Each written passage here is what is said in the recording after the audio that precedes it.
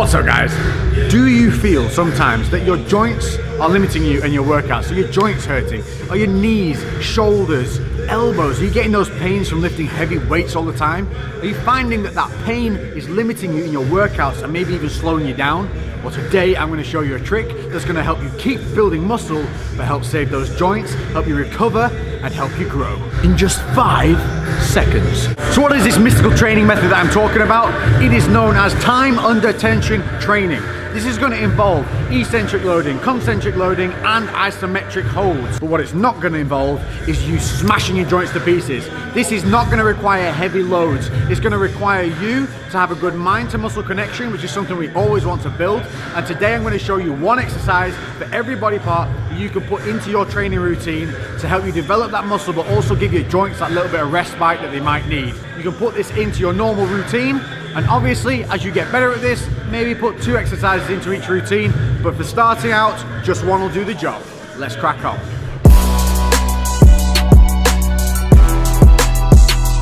So we're going to start it out on the lower parts. We're going to start with some leg extensions. Now the process of this is going to be 5 seconds over 4 phases. So we're going to be doing a concentric, an isometric, an eccentric, and then a stretch, each one for 5 seconds. Most important thing on this is going to be the longest explanation because so many people fuck this up. You want the pivot point in line with your knees. You want the back of your knees on the pad. If your knees are not on this pad and they're further forward and there's a gap here, you're going to put stress on the knees and bust them up. Bad times. Handles are here for a reason. Grip and pull on the handles as you drive. That's going to keep your hips down. How many people do you see doing this stuff? That's because they're not thinking about their body. They're thinking about moving weight from A to B.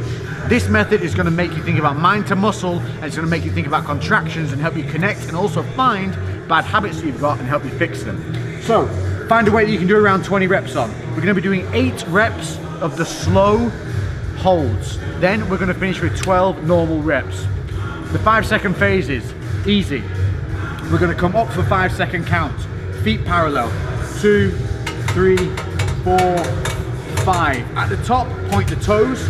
Squeeze the quads. Hold for 5, 4, 3, 2, 1. Bring the toes in. Start lowering down over 5, 4, 3, 2, 1. As it comes towards the base, don't let the stack touch. And hold that stretch there. Hold that load. 5, 4, 3, 2, 1. And we're going to repeat this 8 times, slow and steady each way. This is going to stop you kicking out and having those bad habits of just swinging the weight through. Once you've done all 8 of these and you get to the bottom, you get that final 5 count hold, then it's straight in, 12 reps, gripping those handles, keeping those feet parallel and toes up this time. If you want to, you can point the toes, but a little less control. You're getting those 12 reps, and you're going to really feel that burn, that blood right in the muscle. Once you hit that 12, down, rest. You're going to do 3 to 5 sets of this, and I promise you, you will feel nothing like it. You will have no joint pain, but maximum muscle activation. Next up, arms.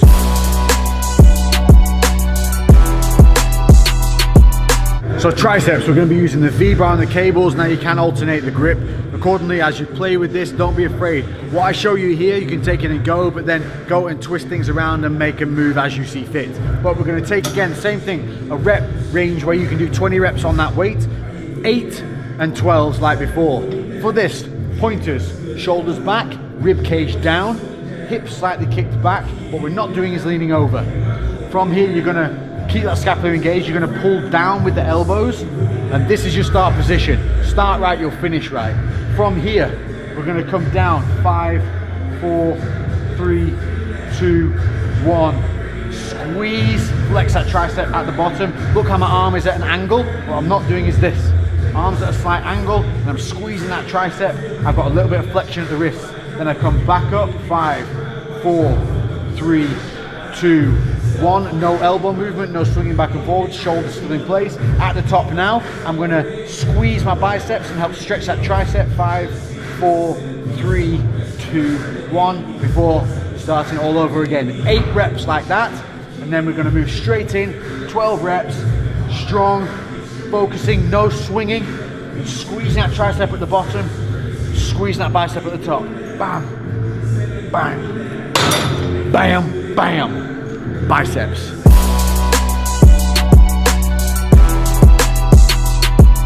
Bicep curls with the straight bar on the cables. Now we're doing it on the cables because it can offer constant tension if you put a little bit of a body lean on. But you can do this with dumbbells, you just got to be super controlled and not get lazy.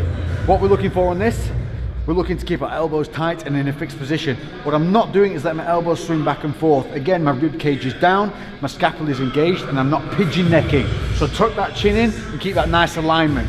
From here, we're going to come up over 5 seconds. 3, 4, 5. Squeeze at the top. 1, 2, 3, 4, 5. Not doing this. Keeping those shoulders down now, because this is the point where people want to do that hunch over and shoulder release. We're going to release out away from the body. 5, 4. Now the biceps under tension. 3, 2, 1. Get to that bottom. Keep an angle on the arm now. That's going to keep tension on the bicep. 5 seconds. 4, 3, 2, 1 before returning. Nice and slow. And look at the tension on the muscle. Veins popping. This is not heavy weight. If I was to just rep this all day, if you do it this way, you're creating overload with light weight.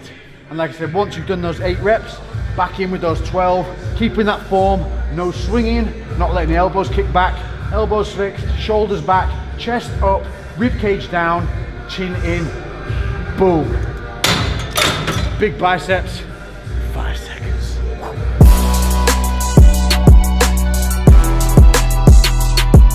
Next up, shoulder press. Now this is one that causes a lot of pain for a lot of people. It's also one where people have a lot of bad habits and get injured from it. By doing the slow work on this, by doing the time under tension, we're going to realize those bad habits and we're going to help create that mind to muscle and form connection. We're going to do this without a supporting back on this one. But if you find it's a little unstable without it, you can put the bench seat upright and have that as a rest point behind you. Bring the dumbbells up. We're going to turn them out. This is our start point. I want my rib cage down. I'm going to make sure my feet are planted, and from here I'm going to tilt the dumbbell heads in. Real little tilt, bing. This is going to keep it all focused on that shoulder. I'm going to come up over 5 seconds.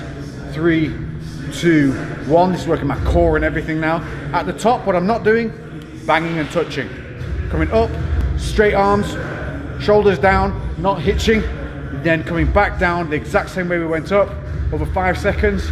2, 1. Get to that base. Keep that load point, don't let it touch the shoulders. Hold for 5, and then repeat.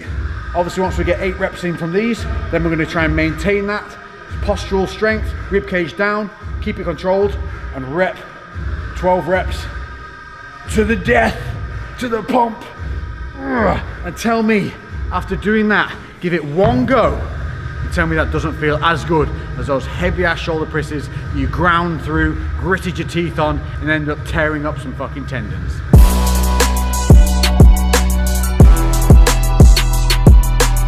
So a bit of chest. We're going to be using, if you have one of these single arm plate loaded chest. Single arms are best. What we don't want is something that moves in a uniform manner where you move the left and the right moves automatically. We want that independent arm. So if you don't have one of these, opt for a dumbbell variation instead. But these are one of the best ones, especially if you're trying to protect the shoulders, if you do this correctly. So what we're looking for is, we want the handles to be around about nipple height. So I want that just one click up. That's perfect. What I want to do here is I want to make sure that I'm planting my feet and driving my hips back into the machine. You'll see a lot of people's hips creeping forward as they try and press out and struggle. That's not what we want. We want to keep all that drive in the pad behind us so we have something to press against. Same as a bench press on this, what we want to be looking at is arching that lower back, pressed against the machine, but keeping the rib cage down. We're going to be rolling the elbows in a little bit, and as we come down, we're going to keep our lats contracted, and as we drive out, keeping all that contraction explode out. Taking that load, this is going to be a part where we come back down to. That point just off where the pads touch, but what I don't want is an overstretch on the shoulders. So making sure that the handles are in front of the chest, not right alongside where we're just going to be stretching tendons. 5 seconds up, 3, 2, 1, making sure that my elbows look uniformed. A lot of people you'll see have one rotated out or one rotated in. That's usually due to shoulder impingement of some form, so take note.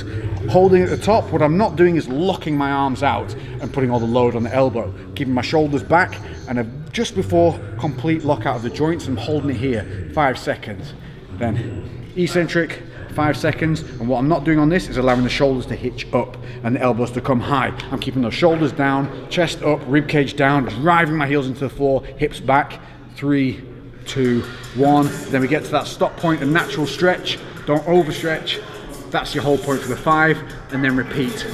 Obviously, once we've done this 8 times, just as before, we're going to get down to that bottom load, hold it for that final 5 before exploding back out now. Everything we've just engaged, everything we've just created in that mind to muscle connection, boom, 12 reps, squeeze, force that blood in, but make that muscle work. And we're only using a lightweight single 20k plates on the side on that. There's going to be plenty for that. Again, a 20 rep range, and you will feel this in the chest. If you feel it in the shoulders, reset, adjust, learn, keep going.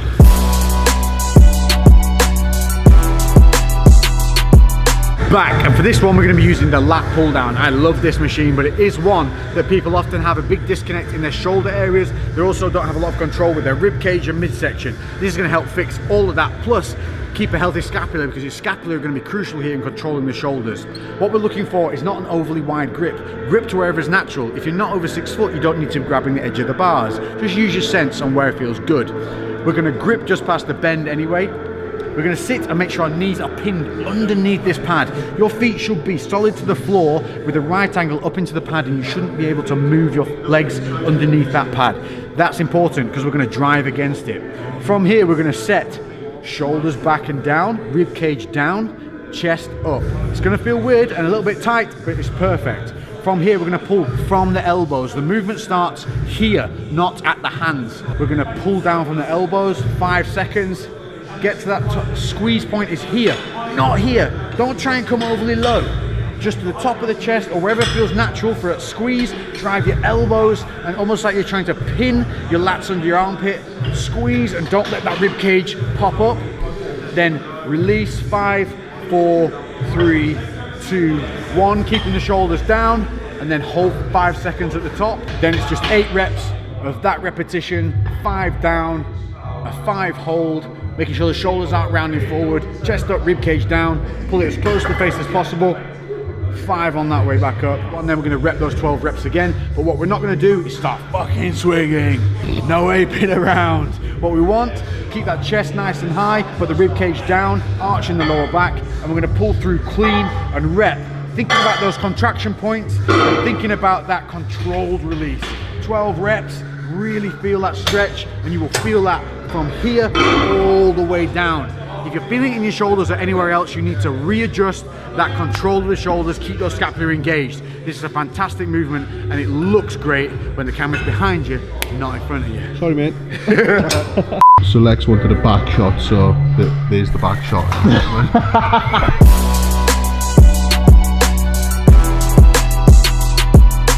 Last but not least, we're back on the leg extension machine, and this one is for seated hamstring curls. The reason we're doing this over lying curls is because there is no lower back tension when we do it this way. So for setup on this, the same rules apply. We want our knees in line with the pivot point. We want that seat further back rather than too far forward, if anything.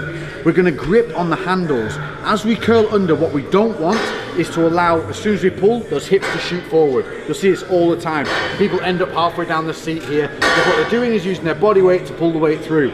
We're going to keep our grip on the handles, and we're going to push our hips back. If you have a pad that comes across the knees here, what you can do is actually reach forward and lean and grab in front of you here, so that you end up with a heavier stretch on the negative. You're gonna feel it way more. If you don't have it like we don't have here, we're gonna push ourselves back into the seat. We're gonna curl through with our heels, keeping our toes up. So we're gonna curl for that 5 seconds. 4, 3, 2, 1. Squeeze at the bottom, and what you want to think about here is squeezing like you would squeeze a bicep. You should feel that. The hamstrings are the biceps of the leg. So squeeze, hold. What we don't want to allow is those hips to shift forward, knees to shift up. Everything stays down. The body's going to want to compensate. Fight it. Then 5 seconds hold, back up, eccentrically, 5 seconds. Again, don't let the hips shoot forward. Don't let those knees rise. Think about pushing your knees down through your legs as the feet come up. Hold that top point, don't let the stack touch for 5 before repeating the process again. Once we've done those 8 reps and we get to that final hold, once we come back to the top, we're going to hold for that 5 seconds, and then we're going to rep in And again, once you start repping, don't start sliding. Get that full negative stretch. Keep those hips back. If you're finding you're not really getting that stretch on negative, or the stack's hitting too early, lean a little bit forward and really hold and grip with an underhand grip on the machine, and keep those hips down so you end up being here. And then you're really going to be able to feel and control that stretch. This is vitally important to make sure you control at the knees and the hips. This is going to burn like a mother. It is going to really, really hurt. It's going to test you. So start light. Think about control and contraction throughout all of these exercises. Control and contraction. But what it's going to prove to you is you have a good mind to muscle connection that you can build. You have errors that you're going to see from having to go slow rather than fast that you're going to be able to fix. And once you do that, when you translate this back into lifting heavy, those weights are going to move smoother, they're going to move more controlled, and more importantly, you're going to know what you can lift in real weight rather than just weight you can shift from A to B. As I've said before, I'll say it again. Don't shift it, lift it. I hope you've enjoyed this episode. This has been time under tension training. 5 seconds, 4 phases to a bigger, better you. Catch me in the next episode. If you have any comments, make sure to leave them down below. Hit that notification bell to make sure you're notified of all these videos so you don't miss out on anything. I'm Lex and I'll catch you in the next one. Boom, baby. Lately I've been doing shit different, cooking like a chef, I've been all up in the kitchen. Had to make a move, had to make a little distance. A lot of people tripping, they could never see the vision. Fuck that, tell them bounce.